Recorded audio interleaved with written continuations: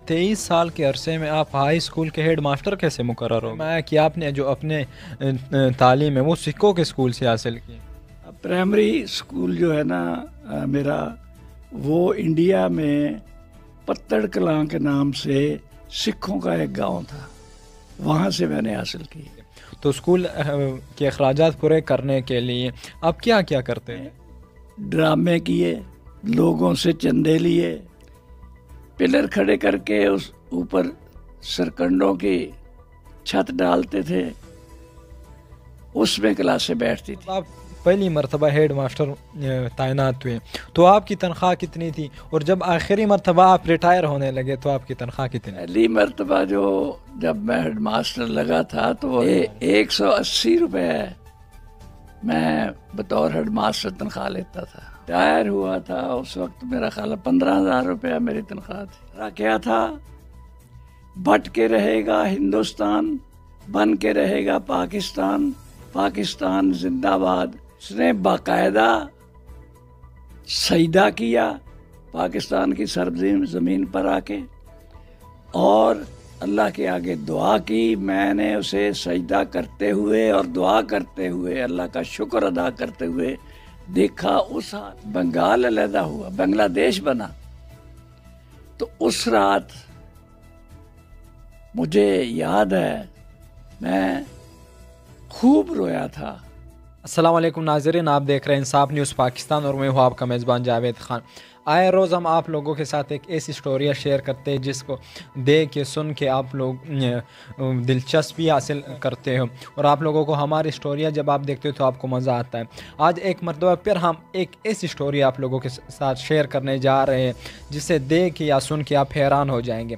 یہ جو ہمارے سائڈ پہ آج بزرگ موجود ہے، یہ کوئی عام خاص بزرگ نہیں ہے، یہ وہ بزرگ ہے جو 1939 میں پیدا ہوئے اور اپنے 23 سال کے بعد ہائی اسکول کے ہیڈ ماسٹر رہے، اور 1968 سے لے کے 1999 تک یہ ہیڈ ماسٹر رہے۔ مسلسل 37 سال انہوں نے ہیڈ ماسٹری کی ہائی اسکول کی۔ تو آج جو ہمارے ساتھ مہمان موجود ہے وہ کسی تعارف کے محتاج نہیں ہے، ہم باقی باتیں ان سے کریں گے۔ ہمارے ساتھ موجود ہے سینئر سابقہ ہیڈ ماسٹر چودھری محمد طفیل صاحب۔ فرسٹ آف آل تو سر تھینک یو کہ آپ نے اپنے قیمتی ٹائم میں سے ہمیں وقت نکالا۔ سر سب سے پہلے آپ یہ بتائیں آپ نے تعلیم کہاں سے حاصل کی؟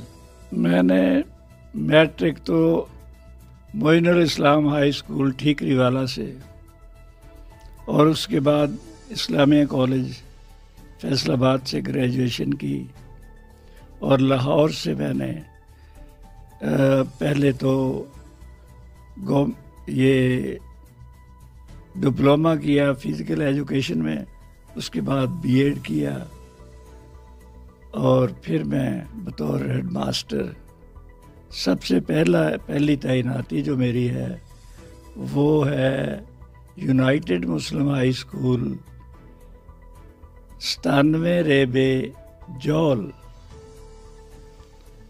وہاں میں نے 1 سال بطور ہیڈ ماسٹر کام کیا۔ وہاں سے پھر مجھے یہ عباس پور کے اہل علاقہ جو ہے وہ ادھر لے آئے۔ میں جون 1963 کو بطور ہیڈ ماسٹر اسلامیہ ہائی اسکول عباس پور میں تعینات ہوا۔ سر یہ بتائے 23 سال کے عرصے میں آپ ہائی اسکول کے ہیڈ ماسٹر کیسے مقرر ہو گئے؟ اس زمانے میں ٹرینڈ گریجویٹ نہیں ملا کرتے تھے، مینجمنٹس ہوا کرتی تھی، انجمنیں جو ہیں وہ اپنے پرائیویٹ اسکول چلایا کرتی تھی، گورنمنٹ کی طرف سے بہت کم اسکول ہوا کرتے تھے۔ مثلاً آپ فیصل آباد کی بات کریں تو فیصل آباد میں پراپر سٹی میں کوئی گورنمنٹ کا اسکول نہیں تھا۔ یہ لال پور کے نام سے اس وقت یہ شہر تھا، یہاں صرف جڑاں والا میں ایک گورنمنٹ کا اسکول تھا اور ایک کمالیہ میں تھا، باقی سارے اسکول جو تھے وہ انجمنوں کے تھے۔ اچھا سر، آپ نے ہمیں سننے میں آیا کہ آپ نے جو اپنے تعلیم ہے وہ سکھوں کے اسکول سے حاصل کی۔ پرائمری اسکول جو ہے نا میرا، وہ انڈیا میں पत्तड़ कलां के नाम से सिखों का एक गांव था, वहाँ से मैंने हासिल की। सर ये बताएं, जब आप ने हेड मास्टर तैनात हुए और आप स्कूल चला रहे थे, तो स्कूल के अखराजात पूरे करने के लिए आप क्या क्या करते थे? उसके लिए हम लोगों ने ड्रामे किए, लोगों से चंदे लिए, और फिर इस अदारे को बुनियाद जब रखी अब्बासपुर की, तो इसके लिए बहुत मेहनत करनी पड़ी असातिज़ा को भी और अंजुमन के मेंबरान को भी। उस दौरान एक तो इधर से हमें कहीं ज़मीन नहीं मिली, गवर्नमेंट का कोई रकबा नहीं था, टेंडर रकबा जिसे कहते हैं, या स्टेट लैंड नहीं थी जहां अपना स्कूल बना सकते। तो इससे ये ज़रूरत पूरी करने के लिए हमें ज़रूरत थी किसी ऐसी शख्सियत की जो हमें अपनी ज़मीन देती, डोनेट करती, और हम वहाँ स्कूल के तौर पर अपना अदारा शुरू कर सकते। तो हमें एक शख्सियत मिल गई, सैयद इरशाद अली शाह, जिनकी रहाइश तो लाहौर थी, लेकिन इधर इस इलाके में उनकी ज़मीन थी। इस इलाके में ये सफ़ेद पोशों का इलाका था, तालीम की बहुत कमी थी, कहीं कोई प्राइमरी स्कूल नहीं था जहाँ के मुज़ारिन के बच्चे जाके तालीम हासिल कर सकते। शाह साहब ने हमें हौसला दिया, उन्हें हमने जब तरगीब दी कि आप ये एक नेक काम है करें, तो उन्होंने अपने पास से मौजूदा स्कूल की जगह जो है वो हमें अपनी ज़री ज़मीन से डोनेट कर दी, वो अंजुमन के नाम लगा दी। उसके बाद हमने इसी जगह पर कोशिश करके पहले तो छप्पर बनाए, पिलर खड़े करके उस ऊपर सरकंडों की छत डालते थे, उसमें क्लासें बैठती थी। उसके बाद आहिस्ता आहिस्ता आहिस्ता आहिस्ता हम लोगों ने कुछ ड्रामे करके, कुछ और फंक्शन करके, कुछ लोगों से कह सुन के ये इसकी ज़रूरतें पूरी की। और फिर हुआ ये कि ये एक ही साल में हमें इसकी महकमा की तरफ से मंजूरी मिल गई। जब महकमा की तरफ से मंजूरी मिली तो फिर महकमा की तरफ से हमें कुछ ग्रांट भी मिलने लग गई। उस ग्रांट से हमें काफ़ी सारा हौसला मिला और हमने आहिस्ता आहिस्ता आहिस्ता आहिस्ता यहाँ फिर कमरों की ग्रांट मिली, वो कमरे बनाए।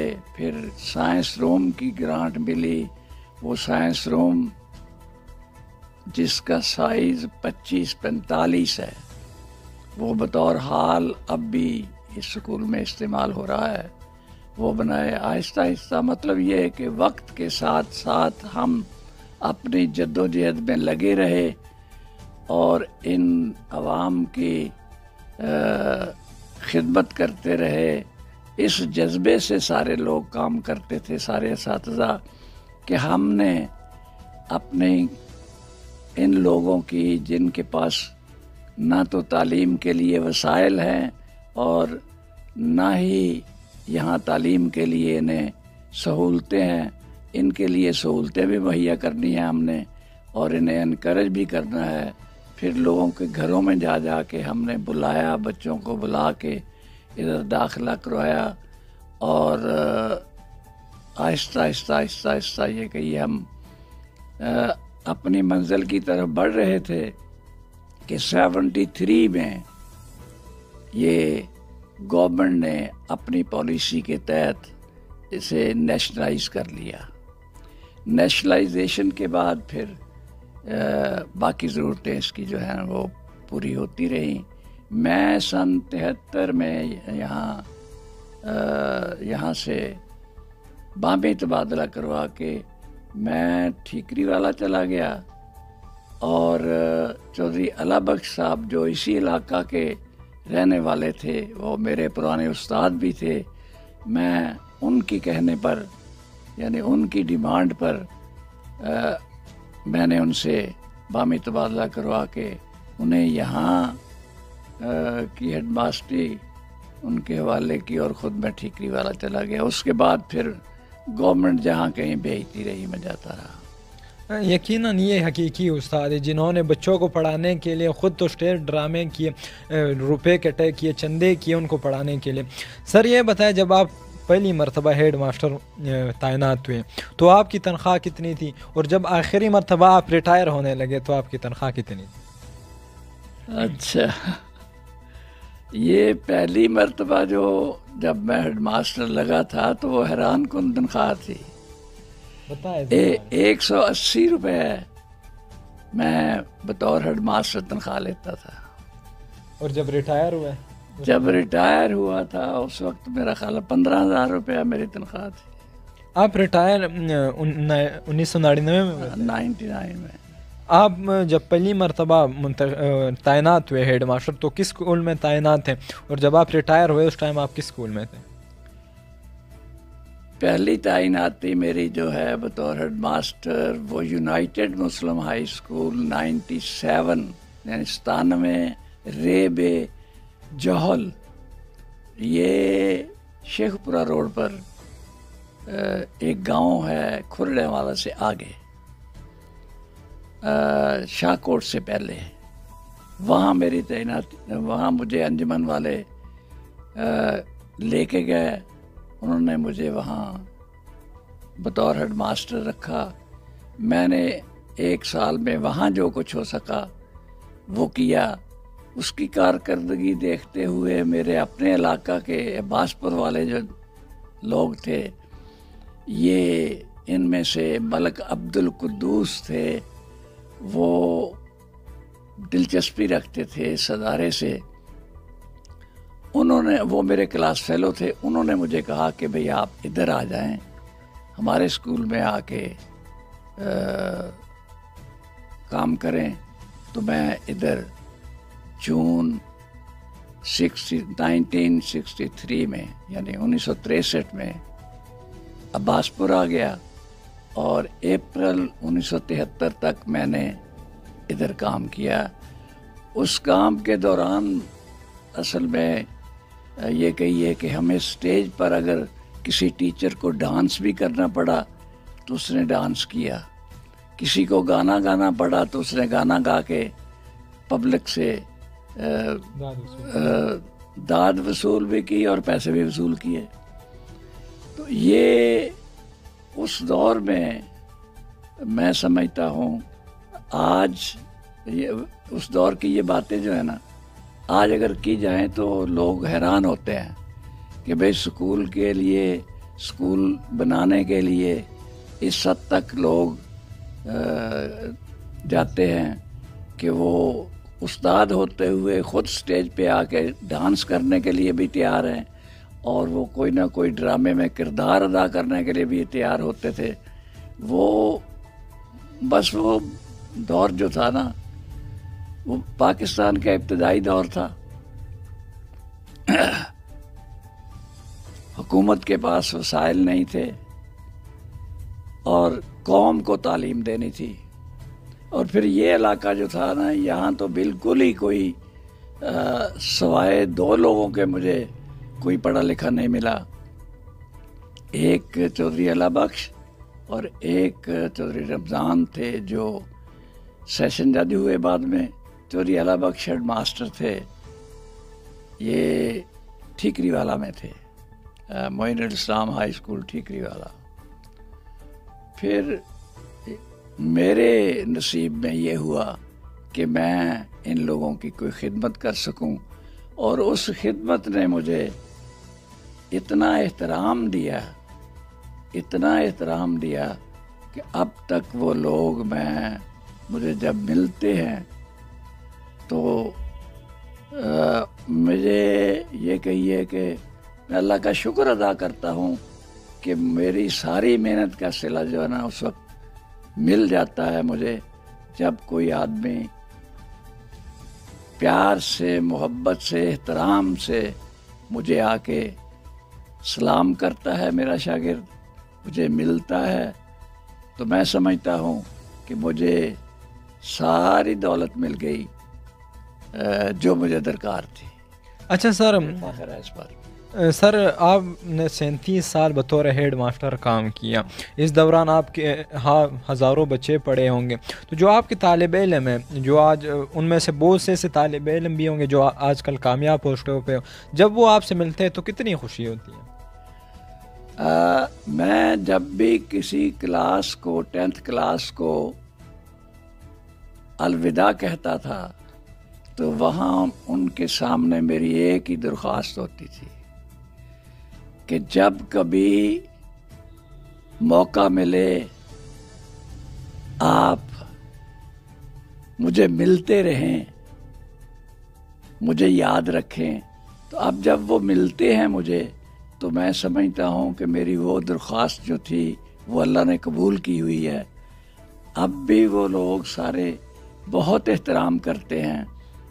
میں شکر کرتا ہوں اللہ تعالیٰ کا اور فخر کرتا ہوں کہ میں نے یہ محکمہ جو ہے نا اس میں اپنی خدمات پیش کی، اور اس محکمے نے مجھے بڑی آنر دی جس کا میں شکر گزار ہوں اللہ تعالیٰ کا۔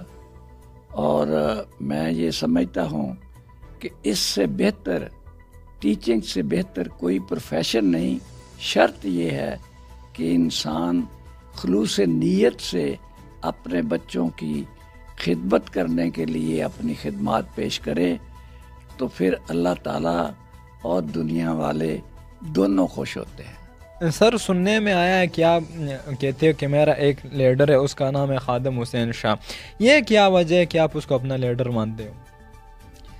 خادم حسین شاہ کو میں اس لیے اپنا لیڈر مانتا ہوں، میں چھوٹا تھا، بڑے لیڈروں سے تو میں مل نہیں سکتا تھا۔ جس وقت میں پرائمری اسکول میں پڑھتا تھا تو وہ میں سکھوں کے گاؤں میں پرائمری اسکول میں پڑھتا تھا، وہاں خادم حسین اس اسکول کا پرانا طالب علم تھا۔ وہ ایک قصبہ ہے ضلع جلندھر میں کرتارپور، وہاں 7ویں جماعت کا طالب علم تھا۔ اس کے استادوں نے انہیں ترغیب دی ہوگی، قائد اعظم نے جو کام لیا تھا طالب علموں سے، اس کی مثال ہے وہ خادم حسین کہ وہ 7ویں میں پڑھتا ہوا اپنے پرانے اسکول میں آیا۔ اس نے آ کے ریسیس کے دوران اپنے پرانے مسلمان طالب علموں کو جو وہاں پڑھتے تھے انہیں باہر وہ لے گیا، لے جا کے وہاں ہمیں نعرے سکھائے۔ نعرہ کیا تھا؟ بٹ کے رہے گا ہندوستان، بن کے رہے گا پاکستان، پاکستان زندہ باد۔ اس نے مسلمان طالب علموں کو ہمیں حالانکہ وہ خود بچہ تھا، طالب علم تھا، 7ویں جماعت کا طالب علم تھا، وہ اپنے پرانے پرائمری اسکول میں آیا، وہاں مسلمان بچوں کو علیحدہ کر کے اس نے پورے جذبے کے ساتھ ہمیں یہ نعرے سکھائے اور یہ کہا کہ جب بھی آپ نے اسکول سے نکل کے واپس گھروں کو جانا ہے یہ نعرے لگاتے جانا ہے، اور جب گھر سے اسکول آنا ہے تب بھی یہ نعرے لگانے ہیں، اپنے گھروں میں جا کے یہ نعرے لگانے ہیں۔ اویئرنیس دینی تھی مسلمانوں کو کہ ہم پاکستان کی ڈیمانڈ کر رہے ہیں، ہمیں پاکستان بنانا ہے، اور ہندو اس کے راستے میں رکاوٹ تھا، اور مسلمانوں کے پاس وسائل بہت کم تھے، جس کی وجہ سے قائد اعظم نے یہ کہا کہ میرے ورکر جو ہوں گے وہ طالب علم ہوں گے۔ ان طالب علموں میں بہترین ورکر جو مجھے ملا وہ خادم حسین شاہ تھا، جو خود 7ویں جماعت کا طالب علم تھا اور وہ پاکستان کی تحریک کے لیے باقاعدہ گھر سے نکل کے کام کر رہا تھا، دوسرے مسلمانوں کو اویئرنیس دے رہا تھا۔ سر یہ بتائیں، آپ نے انگریزوں کے دور میں بھی اپنا وقت، کچھ زندگی کا وقت گزارا ہے، پھر جب پاکستان آزاد ہوا تو آپ نے بنگال اور پاکستان، موجودہ جو بنگلہ دیش ہے، یا یہ صورتحال بھی آپ نے دیکھی۔ یہ بتائیں جب پاکستان آزاد ہوا کتنی خوشی ہوئی، پھر جب بنگال علیحدہ ہوا تو کتنا غم ہوا آپ کو؟ سچی بات اگر آپ مجھ سے سنتے ہیں تو جس وقت پاکستان آنے کا ہجرت کا سفر جو تھا، وہ جو ہم نے کیا، اس میں جو مصائب تھے ان کا ذکر کرنا ایک طویل کہانی ہے، لیکن ایک بات میں آپ کو بتا سکتا ہوں کہ جب ہم واگا بارڈر پر پہنچے، پاکستان کی حد میں داخل ہوئے، تو میرے گاؤں کا ایک بزرگ تھا جس کا نام تھا مولوی فتح دین۔ اس نے باقاعدہ سجدہ کیا پاکستان کی سرزمین زمین پر آ کے، اور اللہ کے آگے دعا کی۔ میں نے اسے سجدہ کرتے ہوئے اور دعا کرتے ہوئے، اللہ کا شکر ادا کرتے ہوئے دیکھا، اس حالت میں جب کہ امرتسر کے بازار میں اس کا پوتا زخمی ہوا اور ہم لوگ سارے کے سارے بھگدڑ میں بکھر گئے۔ میرے خاندان کے لوگ جو تھے، ہم 7 افراد تھے، 7 کے ساتھ ہی علیحدہ علیحدہ تھے۔ ہم راستے میں آ کے، واقعے میں آ کے ایک دوسرے سے ملے ہیں۔ پہلے ہم سب کو، میں چھوٹا سا تھا تو مجھے نہیں پتا تھا میرے والدین کدھر ہیں، میرے بہن بھائی کدھر ہیں۔ اور جب واگا پہنچے تو میں نے فتح دین کو اس حالت میں دیکھا، مجھے ابھی تک یاد ہے وہ کہ وہ سجدہ میں گرا اور اس نے اللہ کا شکر ادا کیا کہ ہم پاکستان پہنچ گئے ہیں۔ پاکستان بننے کے لیے ہم نے اتنی قربانیاں خوشی سے دیں، کوئی رو پیٹ کے نہیں دی ہیں، خوشی سے قربانیاں دیں، اور یہاں آ کے ہم نے سارے مصائب کا مقابلہ کرتے ہوئے بھی اس پاکستان کے استحکام کے لیے دعائیں کی ہیں۔ جب بنگال علیحدہ ہوا، بنگلہ دیش بنا، تو اس رات مجھے یاد ہے میں خوب رویا تھا کہ اے اللہ یہ کیا ہوا۔ 16 دسمبر کو میری ایک میٹنگ میں، ہیڈ ماسٹروں کی میٹنگ تھی، تو وہاں اس بحث چل رہی تھی کہ بھئی بنگال میں حالات ٹھیک نہیں ہیں۔ تو وہاں یہ بحث چلی کہ بھئی اب کیا بنے گا۔ تو اس وقت میں نے اکثر ساتھیوں کو روتے ہوئے دیکھا۔ یہ انہیں ہی پتہ ہے جن لوگوں نے اس پاکستان کو بنانے کے لیے قربانی دی تھی، جنہوں نے آزادی حاصل کی تھی، اور کتنی قربانیوں کے بعد آزادی دی، اور آزادی کو قائم رکھنے کے لیے یہ بڑا ضروری ہوتا ہے کہ قومیں اپنے پورے جذبے، جوش، ہمت سے کام لے کے اس کو بحال رکھیں۔ اب کے حالات جب میں دیکھتا ہوں تو مجھے اب بھی رونا آتا ہے۔ میں اب بھی کبھی کبھار رات کے وقت اللہ کو یاد کرتے ہوئے میں پاکستان کے لیے روتا ہوں، اور یہ ایک حقیقت ہے۔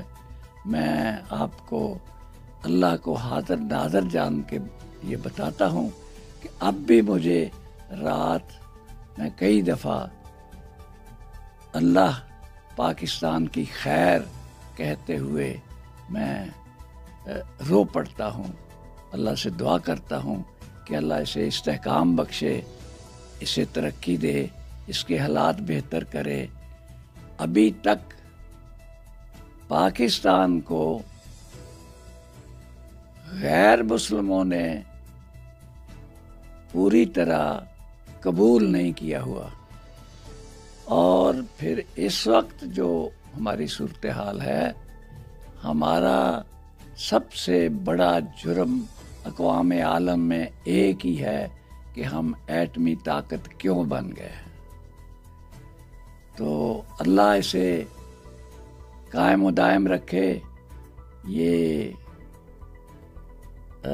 خلوص نیت کی قربانیوں کی چیز ہے، یہ اللہ کی عنایت ہے، اور بہت جلد اللہ نے ہمیں یہ عنایت کر دیا تھا۔ انشاءاللہ اللہ اس کی حفاظت بھی کرے گا۔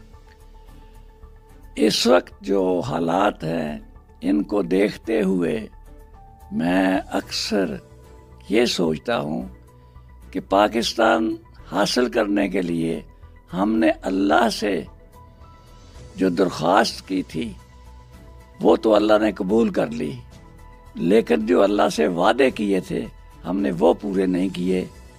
اس لیے اب وقت ہے کہ قوم اللہ سے معافی مانگے اور متحد ہو کے ان وعدوں کو پورا کرنے کے لیے تیاری کرے۔ اللہ ہمارے ملک پاکستان کو سلامت رکھے۔ یہ وہی لوگ ہیں جنہوں نے اس ملک کی آزادی کے لیے قربانیاں دی، اور ان کا کہنا ہے کہ ہمیں معافی مانگنی چاہیے کہ اللہ ہم جو گناہ کر رہے، اللہ ہمارے گناہوں کو معاف کرے اور اس ملک کو سلامت رکھے۔ یہ تھے چودھری محمد طفیل صاحب، جنہوں نے صرف 23 سال کی عمر میں یہ ہیڈ ماسٹر مقرر ہوئے، اور 37 سال بطور ہیڈ ماسٹر انہوں نے اس ملک کے لیے تعلیم کے لیے خدمات سر انجام دی۔ ان کی تعریف کسی سے ڈکی چھپی نہیں ہے۔ انہوں نے جتنا پڑھایا، انہوں نے علم کے لیے جتنا کام کیا شاید ہی کسی نے کیا ہو۔ انہوں نے خود تو وقت گزارا، لیکن انہوں نے اپنے بچوں کو تعلیم دینے کے لیے اسٹیج ڈرامے تک کرنے پڑے۔ انہوں نے ڈرامے کر کے، انہوں نے دھوپ چھاؤں میں بیٹھ کے بچوں کو پڑھایا۔ یہ حقیقی استاد جنہوں نے اس قوم کے بنیادوں کو کھڑا کیا۔ شاید ہم بھول جاتے ہیں، جب ہم تھوڑی آگے جاتے ہیں تو ہم بھول جاتے ہیں کہ یہ ملک کس طرح بنا، یہ قربانیاں کس طرح ملی۔ اللہ ان کو سلامت رکھے۔ یہی ہے جن کو ہم یہ کہہ سکتے ہیں کہ میرے معلم تجھے سلام۔ اللہ آپ کو خوش رکھے۔ اللہ نگہبان۔ اللہ حافظ۔